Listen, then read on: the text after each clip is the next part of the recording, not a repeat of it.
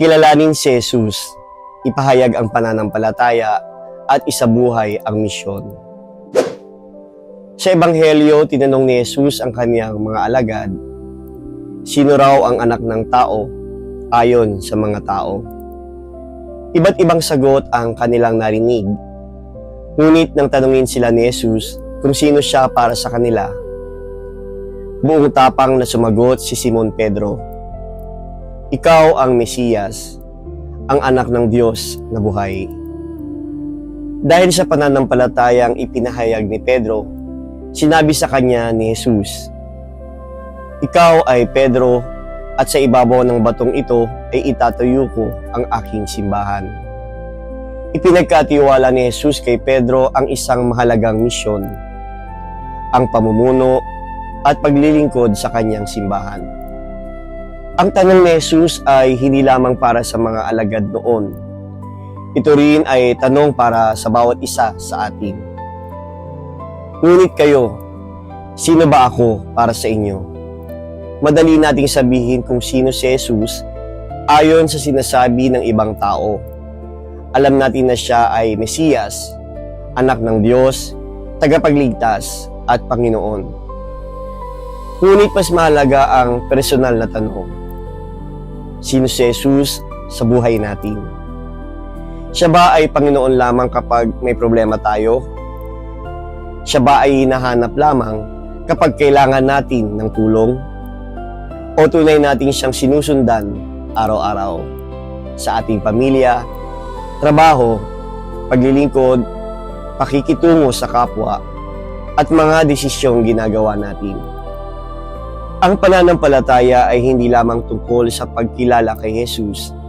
Ito ay tungkol sa pagsunod sa Kanya. Tulad ni Pedro, maaaring hindi tayo perpekto.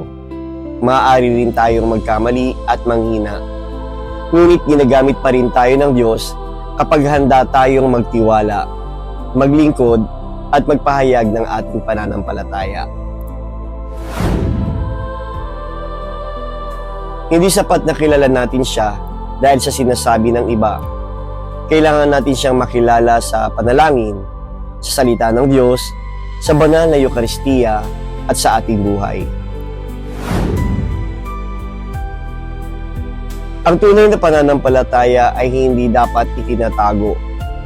Nakikita ito sa ating mga salita, gawa at paraan ng pakikitungo sa kapwa. Tinawag ni Jesus si Pedro upang maging bato ng simbahan.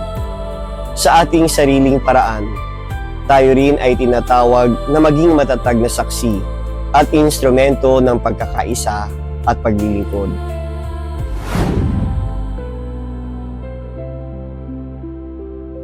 Hindi pinili ni Jesus si Pedro dahil wala siyang kahinaan. Pinili niya ito dahil may pananampalataya at puso para sa misyon. Ngayong linggong ito, tanungin natin ang ating sarili. Sino si Jesus para sa akin? At pagkatapos nating sagutin ito, itanong naman natin, kung tunay kong kinikilala si Jesus bilang Panginoon, paano ko siya ipapakita sa aking buhay? Naway hindi lamang sa simbahan natin ipinapahayag ang ating pananampalataya.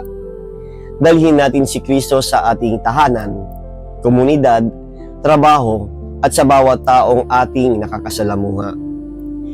Maging bato tayo ng pananampalataya, pag-asa, pag-ibig, at paglilingkod.